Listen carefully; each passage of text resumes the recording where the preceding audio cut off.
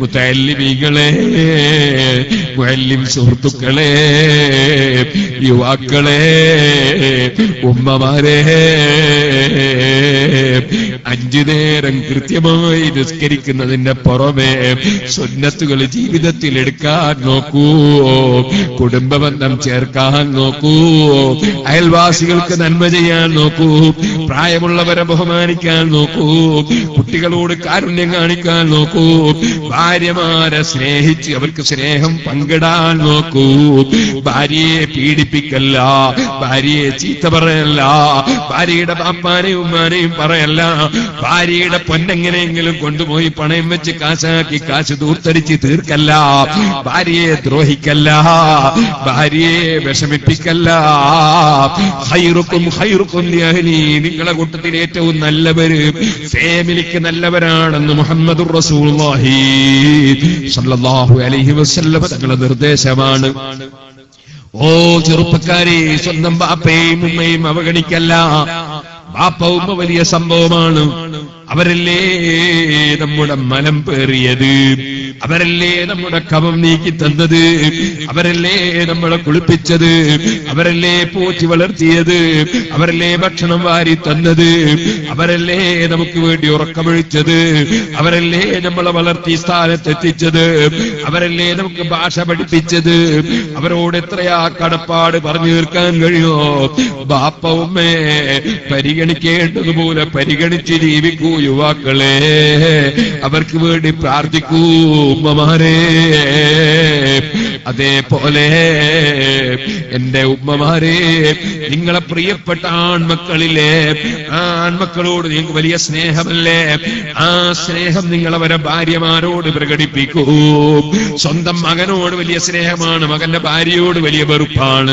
അങ്ങനത്തെ ദുഷിച്ച സ്വഭാവമുള്ള ചില ഉമ്മമാരില്ലേ, ആ സ്വഭാവം വലിച്ചെറിയൂ.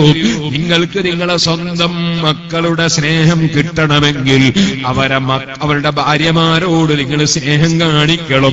അപ്പോഴല്ലേ ആ ചെറുപ്പക്കാർക്ക് നിങ്ങളോട് വലിയ സ്നേഹം ഉണ്ടാകുന്നത്. എന്ന് മാത്രമല്ല, അന്യനാട്ടിൽ നിന്നൊരാൾ വന്നാൽ നമുക്ക് അതിഥിയല്ലേ.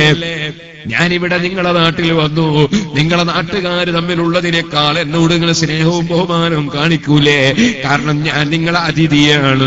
നിങ്ങൾ കുറ്റ്യാടിയിൽ വന്നാൽ ഞാൻ അങ്ങോട്ട് കാണിച്ചില്ലേ, നിങ്ങൾക്ക് പ്രതിഷേധാവൂലേ? സ്വാഭാവികമല്ലേ? എങ്കിലും നമ്മളെ സ്വന്തം വീട്ടിലുള്ള നമ്മളെ സ്വന്തം പെൺകുട്ടികളെക്കാൾ മറ്റൊരു വീട്ടിൽ നിന്ന് നമ്മളെ വീട്ടിലേക്ക് കയറി വന്ന പെൺകുട്ടിയോട് നമ്മളൊരു അതിഥിയോട് പെരുമാറും പോലെ പെരുമാറുകയല്ലേ യഥാർത്ഥ രീതി? അതല്ലേ ശരിയായ സ്വഭാവം?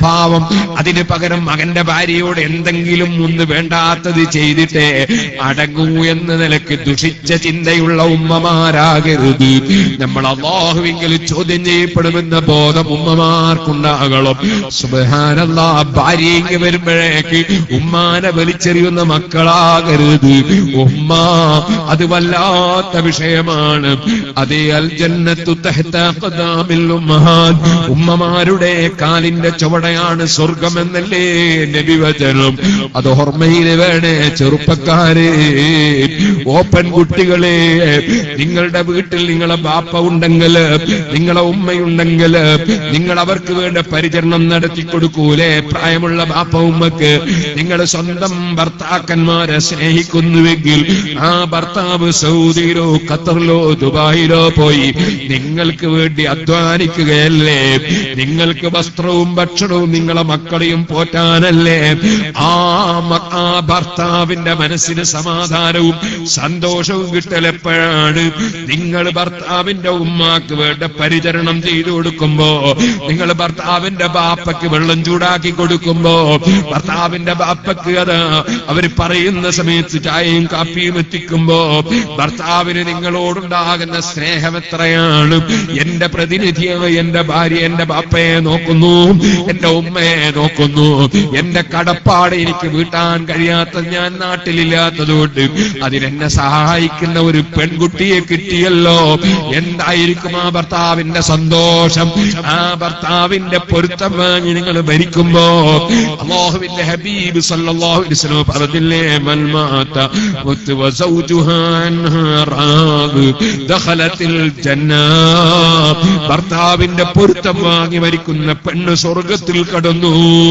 ഭർത്താവിന്റെ ബാപ്പന്റെയും ഉമ്മന്റെയും പൊരുത്തം വാങ്ങി ഭർത്താവിന്റെ പൊരുത്തം വാങ്ങി മരിക്കാൻ അവർക്ക് ഖിദ്മത്ത് ചെയ്യാനുള്ള നല്ല മനസ്സ് നിങ്ങൾക്കുണ്ടാകട്ടെ പെൺകുട്ടികളെ.